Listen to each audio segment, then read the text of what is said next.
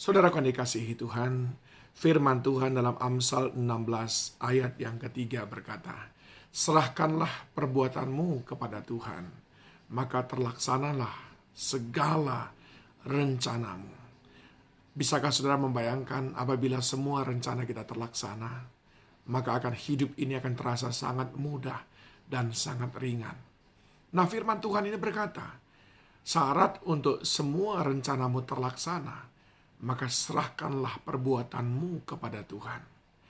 Saya ingin menyampaikan kepada saudara bagaimana Tuhan akan membuat rencana kita terlaksana. Makna ayat ini yang saya mengerti adalah dari sejak kita merencanakan, yang juga merupakan bagian daripada perbuatan kita untuk melakukan sesuatu, maka itu pun sudah diserahkan kepada Tuhan. Ingat, yang pertama, kalau saudara ingin rencana-rencana terlaksana, maka libatkan Tuhan dalam perencanaan kita. Dalam kita merencanakan segala sesuatu, pastikan apapun yang kita rencanakan, satu, seturut kehendak Tuhan, tidak melanggar firman. Dua, dengan hanya melakukan apa yang baik di mata Tuhan. Yang pertama, saudaraku, libatkan Tuhan dalam merencanakan apapun itu. Yang kedua, saudaraku, mulailah segala sesuatu dalam nama Tuhan Yesus. Yakobus 4 ayat 15 berkata, "Sebenarnya kamu harus berkata, jika Tuhan menghendakinya, kami akan hidup dan berbuat ini dan itu." Artinya, semuanya karena kita mengandalkan Tuhan saja. Oleh sebab itu, yang pertama, libatkan Tuhan dalam merencanakan. Yang kedua, mulai segala sesuatu dalam nama Tuhan Yesus.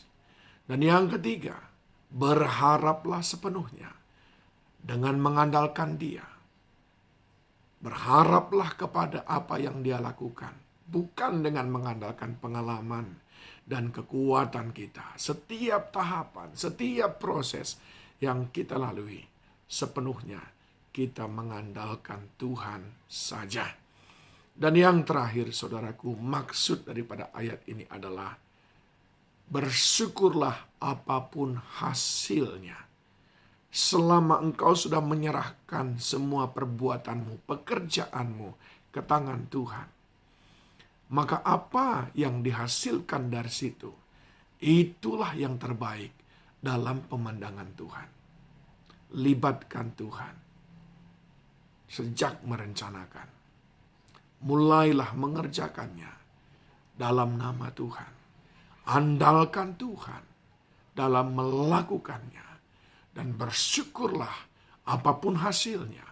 Sebab itu semuanya bagian daripada keterlibatan Allah. Bagian daripada kedaulatan Allah dalam memberkati hidup kita.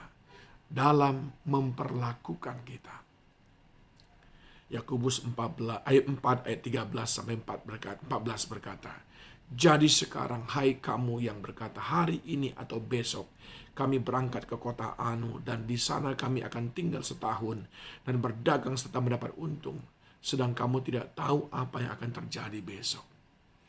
Apakah arti hidupmu?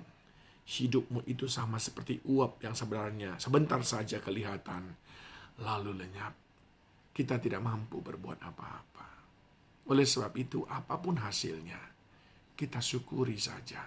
Semuanya itu adalah pemberian Tuhan semata. Ayo saudaraku, rindu saya. Apa yang menjadi kerinduan saudara, yang menjadi hasil pekerjaan saudara, yang saudara tekuni, yang saudara sudah rencanakan, biarlah semuanya terlaksana. Karena itu selaras dengan kehendak Tuhan.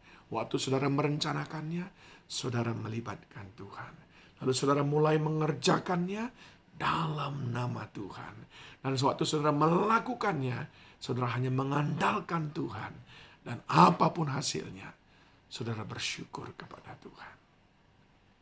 pasti ditolong Tuhan. Itulah iman percaya kita. Tuhan Yesus memberkati.